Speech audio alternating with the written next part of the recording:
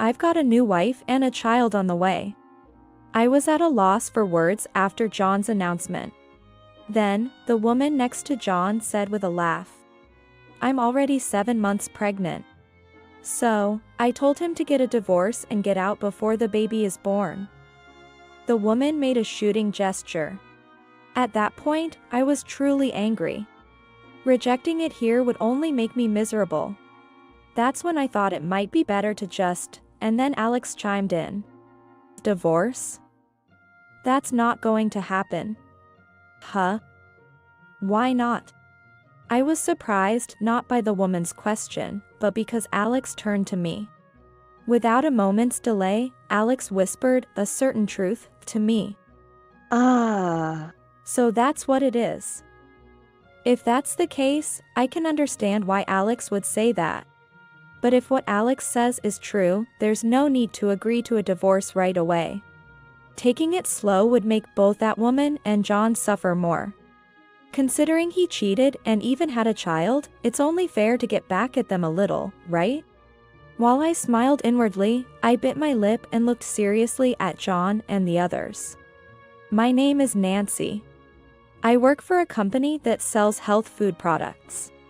I'm in charge of call center operations. Despite handling complaints, the pay is on the lower side. It's a job where stress accumulates more than savings. Thankfully, my husband John, who works for a trading company, earns a decent income. That's how we manage to live. If I were alone, I might have quit a long time ago.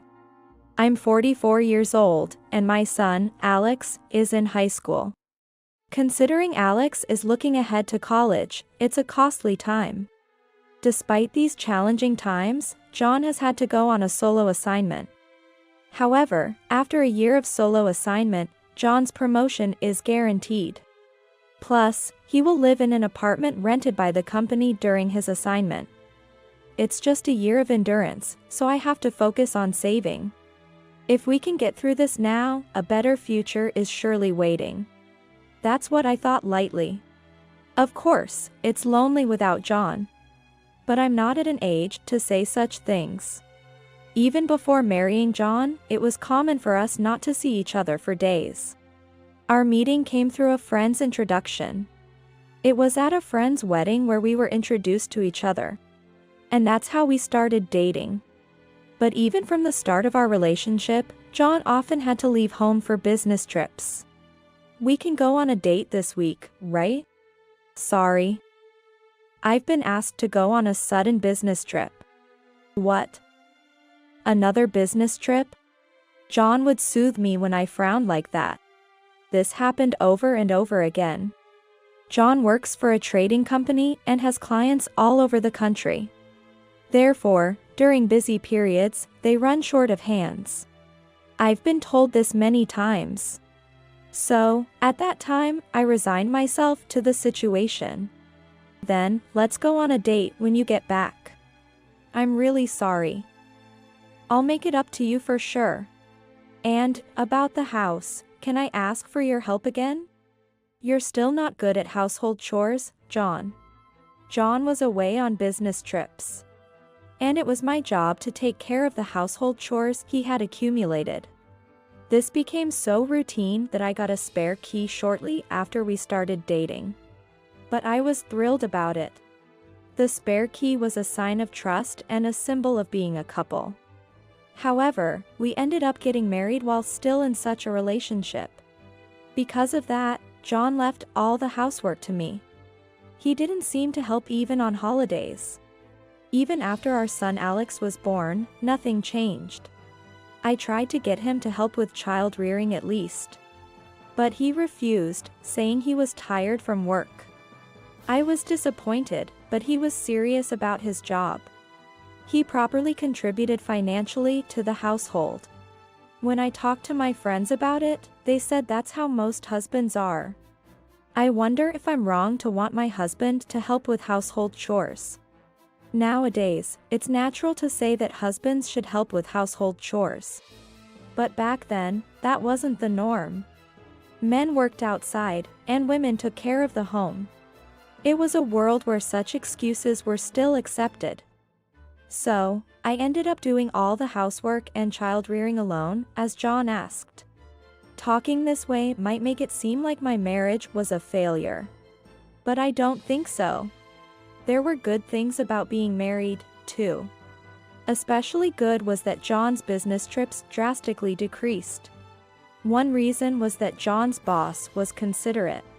Another was that my colleague was the boss's wife. Apparently, after hearing my story, the boss's wife spoke to the boss on my behalf. That really reduced John's business trips. But John seemed unsatisfied with that. I feel like I've been sidelined at work. They were just being considerate, weren't they? That's true, but it's not like I'd be of any help with household chores, right? John furrowed his brows. I looked away slightly and answered. Wouldn't it be fine if you gradually learned to do household chores? But still. He didn't seem convinced. Reluctantly, I decided to wait and see. However, John never attempted to help with the household chores. Instead, as he started spending more weekends at home, he took up golf on his own. Why golf? Weren't you told by your boss to help out with the chores? Well, that's true, but my boss and clients play golf too. He started to twist logic, saying it was necessary for work advantages. If you're just going to play golf, I'll tell the boss's wife again. What? Tattling again? Because you won't help me. Shut up. Don't complain. You can live because I'm working, right? John raised his voice, and I was taken aback. He used to be so kind before we got married, but now there's no trace of that kindness. Though, on my salary alone, we'd barely make ends meet. But there are things you can and can't say, even if they're true. I had to make him understand that. With that thought, I resorted to a bit of a forceful approach. The next month, I reduced John's allowance. Reducing my allowance, why? We need to save for Alex's education. And eventually, we want to build a house, don't we? But that doesn't mean you have to reduce my allowance. John raised his voice. I frowned and retorted. Then help out a little with the chores. That way, I can work more and earn a higher salary. Well, that's... John faltered. In the end, he silently accepted. Sometime later, John handed me a bank book. Here, I'm giving this to you. A bank book? Is this for saving up to build a house? Yes. I've been saving money on it. I'm entrusting it to you, so can you give me back my allowance? John said sulkily. I opened the bank book while glancing sideways at him. There was already about $1 million saved. I was astounded. Really? You saved up this much? Of course. I too want to cherish you and Alex. Thank you, John. Overjoyed, I jumped on John and promised to restore his allowance in the momentum. But all this was John's strategy. I only found out about it much later. However, this incident greatly changed our relationship. We began to cooperate in building our house.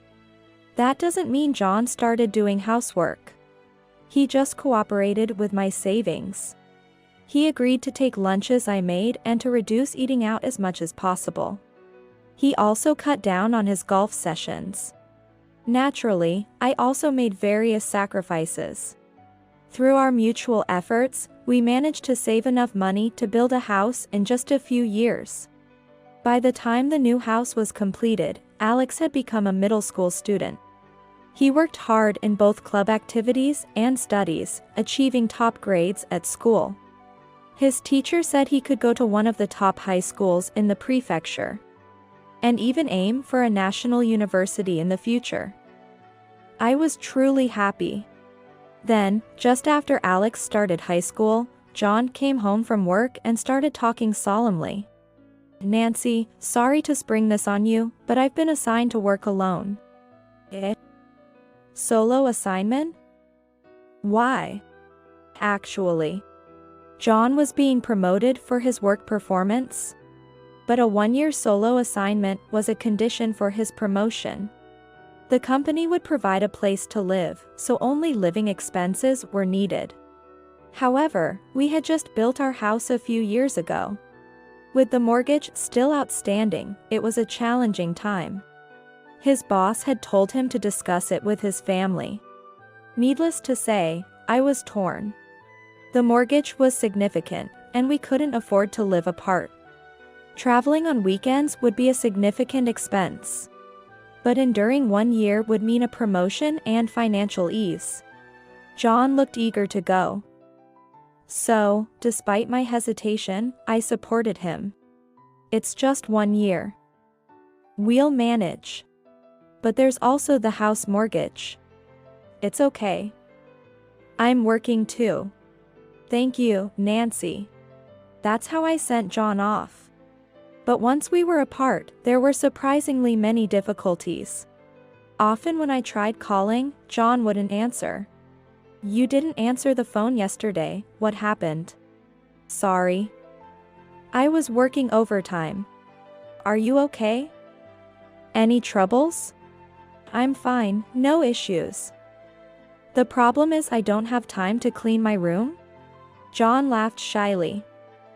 I sighed in frustration. Then, how about I come over and help clean on your next day off? No. That's okay. Suddenly, John became flustered. Something felt off. I thought to myself instantly.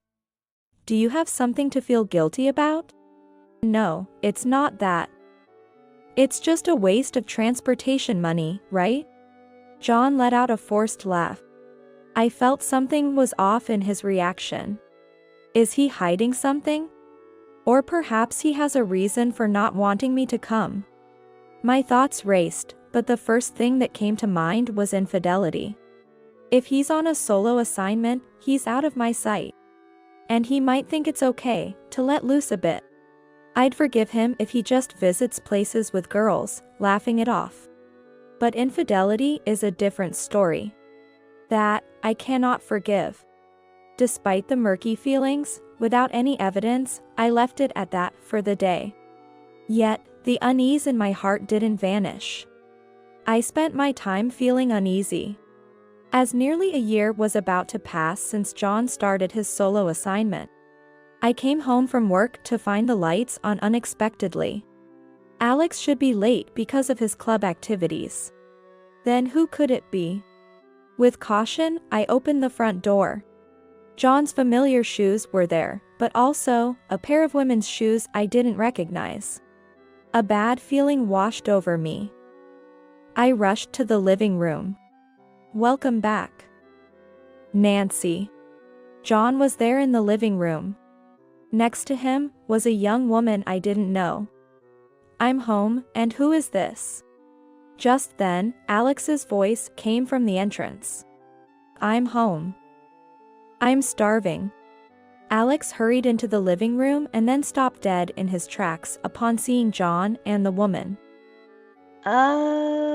You have guests?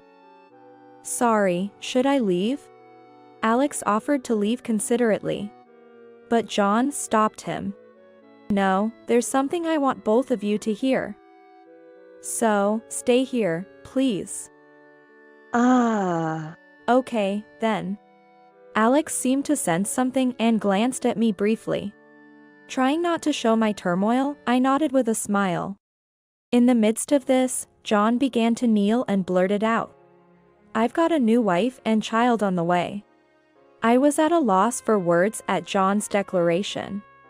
Then, the woman next to John said with a laugh. I'm already 7 months pregnant. So, we need to divorce before the baby is born, and you need to leave. The woman gestured as if to shoo me away. Naturally, I was infuriated. Resisting would only make me feel miserable. Just as I was thinking of giving up, Alex interjected. Divorce? That's not happening. Why? How come? I was surprised not by the woman in front of me but by Alex's words. Without hesitation, Alex turned to me and whispered, "A certain fact." Ah. I see. That makes sense why Alex would say that. But if what Alex says is true, there's no need for me to agree to a divorce right here.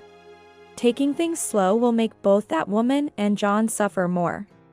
After all, he cheated and even had a child, so a bit of payback is justified, right? While I inwardly laughed, I bit my lip and looked seriously at John and his company. "Do you even understand what you've said?" When I asked, John nodded quietly. John has a family with me and Alex. Yet, he says there's a new wife and child. This can't be right. So, what are we then? I gave John that look. Then, the woman started to complain. "Just leave already. You're in the way. Would you mind not butting in? This is a family matter." Huh? I am family too. Look, I have his child. The woman caressed her stomach. I retorted sharply. "Excuse me, but what was your name?" "Me? Emily." "And who are you?" Emily sneered with a snort. "As if you need to ask," but I answered anyway. "I'm Nancy, John's wife." "Wife? You won't be needing that title anymore." "Why is that?" "Because you're being dumped by John." Emily laughed loudly. Meanwhile, John looked pale. Setting that aside, something became clear from our conversation. Emily has been pressing John for a divorce. Indeed, John mentioned having a wife and child but never said he wanted to divorce me. Well, even if he hasn't said he wants a divorce, a husband who cheats and fathers a child is unacceptable to me. I've been thinking that divorce is the only option. But as Alex said, now is not the time for divorce. We'll divorce after thorough preparation. That's the best course of action. As I pondered, my irritation grew. I couldn't take it anymore. Reaching my limit, I told John, "I need some time to cool off, so please leave." "No, but surely you understand you're the one at fault here, right? Or do you intend to make things worse?" With a stern look, John averted his gaze. Then, hastily gathering his things, he somewhat forcefully made Emily stand. "Emily, for today, let's..." "Huh? You said we'd divorce. Or are you not planning to take responsibility?" "No, it's not that, just for today." John forcefully led Emily to the entrance. Then, with an apologetic bow, they left. After the two were gone, I collapsed in relief. "Mom, are you okay?" "Yes, I'm fine." Contrary to my words, my heart felt heavy. Sensing my feelings, Alex took out his phone. Should I call Grandpa and tell him Dad betrayed us? Betrayed might be too strong a word. When I cautioned Alex, he frowned displeased and retorted sharply. "But, Dad has borrowed money from Grandpa, saying it's for Mom." "That's right. Can you tell me that story again, in more detail?" So, Alex's story went like this: when I reduced John's allowance, he tried to improve my mood to get his allowance back to the original amount. That's when he came up with the idea of building a house, something I had mentioned offhandedly. However, we didn't have savings for such an undertaking. In his dilemma, John consulted with my father. Consequently, believing it was for my sake, my father lent John the money. "Thank you. I will repay you. It's for Alex, so don't worry about it. Just pay it back slowly, without overburdening yourself." That was the conversation between them. However, my father was concerned about John's actions right after leaving his house. Right after leaving, John was on the phone with someone, presumed by my father to be a woman. Considering the possibility of trouble, he thought of a precaution. "And if anything happens, let me know," that's what Grandpa told me. Perhaps John had already been cheating by then.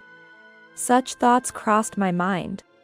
Nonetheless, I understood what Alex meant. But I had plans of my own. To carry out my revenge, I told Alex. Can you wait a bit before reporting it? I have a plan. That's fine, but don't worry. I'll report back. Alex reluctantly nodded, granting me time to enact my revenge. The first thing I did was stay put in the house. Emily seemed eager to move in quickly. So, I deliberately decided to stay in the house to irritate her. As expected, Emily called in frustration. How long are you going to stay there? Just leave already. Why should I? This is my house. The house is in John's name. Not yours. Emily raised her voice. Naturally, I recorded all of it. When divorcing, this recording would undoubtedly be useful. That was my thought. Yet, Emily didn't seem to care about such things. She raised her voice as if threatening or unnecessarily loud. Come on. Leave already. You're no longer needed. I won't leave until we're divorced. I told you to leave before the baby is born. Emily yelled louder than ever. I audibly sighed in response. If that's all you called for, I'm hanging up. But the conversation isn't. Emily started to say something, but I hung up. Finding it bothersome, I immediately blocked her number. Perhaps annoyed by my response, Emily took drastic action. The next day, as I was leaving the house as usual, a strange smell wafted towards me. What's this smell? Like garbage. I covered my mouth with a handkerchief and stepped outside the gate. Instantly, I was taken aback. Unbelievably, there was garbage scattered in front of the house. Passers-by also frowned at the sight. What is this? Muttering to myself, Emily's face flashed in my mind. A show of force, then. Clenching my fists, I went back inside the house. I grabbed cleaning supplies and started cleaning immediately. If that's how you want to play it, I'll make my next move. Forced into an unexpected chore before work, I was deeply infuriated. However, my next move would take time. While I was preparing, the garbage continued to be scattered. Moreover, graffiti was even sprayed on the walls of the house. Cleaning up became my daily routine. Meanwhile, exhaustion kept piling up. If this continues, it might affect my work. That's how far I was pushed. Thus, I reluctantly decided to move. I hate to say this over the phone, but Alex and I are leaving that house. Is that okay? John's voice sounded cheerful. Needless to say, it irritated me. Huh? What's there to be happy about? We're being harassed, you know? Ah. Right. I forgot. Regardless, make sure to settle things. To my words, John responded with a dazed voice. Settle, what exactly? You have something to say to my father, right? Come to my parents' house this Sunday, okay? Speaking in a slightly lower voice, John didn't reply but hung up the phone. Then, on Sunday, John came to my parents' house alone. He was extremely nervous, his face pale. As John sat down, my father began to speak. Long time no see, John. It's been a while, sir. I've heard from Alex about the new wife and child, is that so? Asked by my father, John looked down. I had only told the truth. Yet, looking down meant he was aware he had done something wrong. Why are you silent? Say something. My father raised his voice, and John kneeled on the spot. I sincerely apologize for what has happened. It's all due to my inadequacy. No need for excuses. Did you cheat? Answer clearly. Yes, I'm sorry. John prostrated himself as if trying to rub his forehead on the floor. Even my father seemed to have had enough. don't mess around. I agreed to your marriage because you said you'd cherish her. Yes, I apologize. Enough. No more excuses. For now, let's have you return the money. My father placed the loan agreement signed by John on the table. At that moment, John flinched. What's wrong? That was the agreement, wasn't it? But I don't have the means right now. Then you'll have to borrow it. There are plenty of places to borrow money from, right? John's gaze darted around at my father's words. According to my father, John owed $1 million. Certainly not an amount easily prepared on short notice. But he sowed the seeds himself. He'd have to find a way to prepare it somehow. I watched the exchange with a grin on my face. If you can't prepare the money, you should just sell the house. I could buy it from you. Dad is a pro in real estate, managing apartments. He wouldn't have trouble finding a use for the house. But John will never sell the house. Because if he did, Emily wouldn't stay silent. There's no way out of this, huh? I watched how things unfolded with a laugh in my heart. Eventually, John promised to borrow money from his parents and pay Dad back. As John was leaving with his shoulders slumped, I stopped him. Then, I handed him some documents. This contains evidence of your affair. Just to be sure, check it. When I said that, John got annoyed and raised his voice all of a sudden. What are you trying to do now? I'm going to demand alimony, that's why. You'd say, there's no evidence. If you don't check. I wouldn't say that now. John threw the documents away. I picked them up. Even if you don't say it, Emily, was it? She seems like the type who would. Emily has nothing to do with this. She does. Because I'm going to demand alimony from her too. John was shocked at my words. What was he surprised about? Demanding alimony from an affair partner is quite normal. He didn't understand anything. I was appalled. Anyway, I forcefully handed the documents to him and pressed the point. Decide who will pay the alimony, and have a proper discussion between you two. I tapped John on the shoulder. At that moment, his shoulders heavily dropped. Later, Emily complained to me. Even coming to my workplace. Of course, the security guard kicked her out. Just before being escorted out, Emily said something. Remember this, greedy woman. I wanted to say, that's you. Taking someone's husband, their house, and everything else. Nonetheless, I have no lingering feelings for John. I'd like to give him away with a gift bow. Anyway, I'm demanding alimony through a lawyer.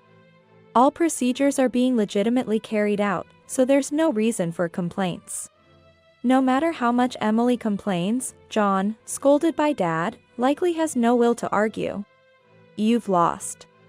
I was laughing in my heart. However, the situation took a drastic turn. About a week after Emily came to the company, my phone rang right after work. A call? I wonder who it is. It was an unknown number. Normally, I wouldn't answer, but something felt off. So, I answered the call. Tentatively speaking to the caller. Hello. The police. The person on the phone claimed to be a police officer. I listened to their story in a fluster. According to the officer, Alex got involved in some trouble on his way back from school. There were no injuries. But he seemed to be in the middle of a dispute at a family restaurant near the high school. They wanted me to come as well. Understood. I'll be there immediately. I rushed to the family restaurant. Upon arrival, I was guided to the office. While bowing my head to the clerk, I entered. In the office, there were Alex and several high school students, as well as a police officer. I'm sorry for the trouble. As I bowed my head again, suddenly someone sitting on the sofa stood up. You. What kind of education are you giving your son? Emily. There stood Emily. Emily approached me, to my surprise. Your son stole my wallet. Emily raised her voice. That's when a police officer stepped in and separated us. Then began to explain the situation from the beginning. Alex had exams coming up and had invited several friends to study together. They started looking for a place to study. Initially, they considered the library, but it was closed. So, they came to the family restaurant. With permission from the store, they started a study session at a table in the corner. They were studying quietly, so the store did not see it as a problem. However, about an hour after they entered, a loud voice of a woman echoed through the store. When the staff rushed over, the woman was making a fuss about her missing wallet. That woman appeared to be Emily. In any case, the staff listened to Emily's story. Emily claimed that her wallet went missing while she was in the bathroom. So, the staff checked the surveillance cameras. But there was no one suspicious around. While discussing this, Alex returned from next to their table. Alex had also gone to the bathroom. The moment Emily saw Alex, she started causing a commotion again. She hates me, this guy is the culprit, and so on. Alex, what's going on? Sorry, but I don't know anything. You say that, but did Emily see you? As I pressed for answers, Emily smirked and pointed at Alex's bag. I didn't see it. But it's a fact that my wallet was in there. Shocked, I turned to look at the police officer, who nodded solemnly. Of course, I don't believe Alex would do such a thing. But a wallet doesn't just get into a bag by itself. I looked back at the clerk, seeking help. The clerk shook his head and explained the situation. According to the surveillance camera angle, only the bags placed next to each other by the individuals could be seen. Moreover, both Alex and Emily were rummaging through their bags just before going to the bathroom. Essentially, the surveillance camera only captured the two back to the camera, rummaging through their bags placed next to each other with a time difference. Even if Alex reached for Emily's bag, it would look like he was just searching through his bag. That was the explanation given. This situation suddenly put Alex at a disadvantage. There was nothing I could do. Just as I was about to give up, a group of high school girls entered the office. One of them handed her smartphone to the police officer. Actually, I was filming. Filming? I exclaimed loudly, startling the high school girl. Mom, don't scare her. Amy is easily frightened. Oh? You know her? Yeah. She's in my class. She filmed it because that woman sat next to us, just in case.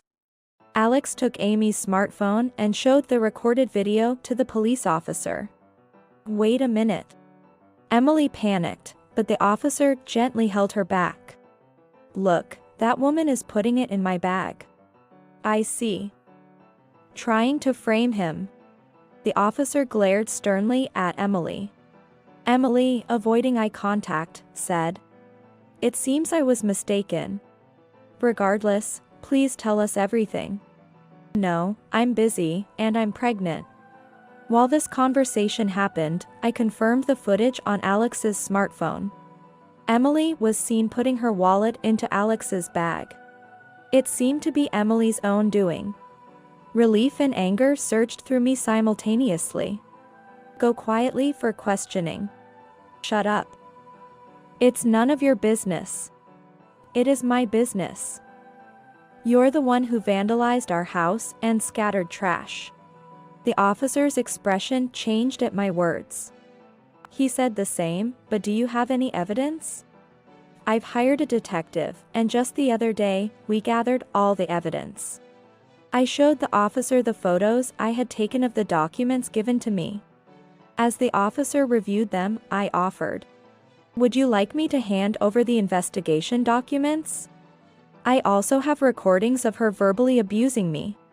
The officer nodded firmly. Subsequently, Emily was taken to the police station. I submitted the detective's investigation documents and audio recordings. As a result, Emily was arrested on charges of property damage, among others. Although she denied the charges, the evidence was against her. Currently, she's trying to negotiate a settlement through my lawyer to reduce her sentence. Meanwhile, John, who had been allowing Emily to come and go from his house, apparently started receiving cold stares from the neighbors. It's only natural since he tried to drive me out and took in Emily, who ended up getting arrested. Eventually, John could no longer stay in the house and moved back to his parents' home. Well, I think it's just the right occasion for him to repay the debt he borrowed from his parents to pay back my father. He must be getting an earful from his strict parents right now. Just imagining that makes me burst into laughter. On my end, life has gotten a bit more vibrant. That's because of the incident at the family restaurant. Actually, at that time, Alex shyly introduced Amy as his girlfriend. Since I had just gotten divorced, I thought Alex might keep his distance from marriage or relationships. So, it truly made me happy to see that wasn't the case. He has grown up properly. I need to grow into a better mother as well. Of course, I can't say I've fully recovered. But if I were alone, I'd still be down. I'm really glad to have Alex. I'll keep doing my best for him. Every day, whenever I see him in the kitchen, I feel strongly motivated.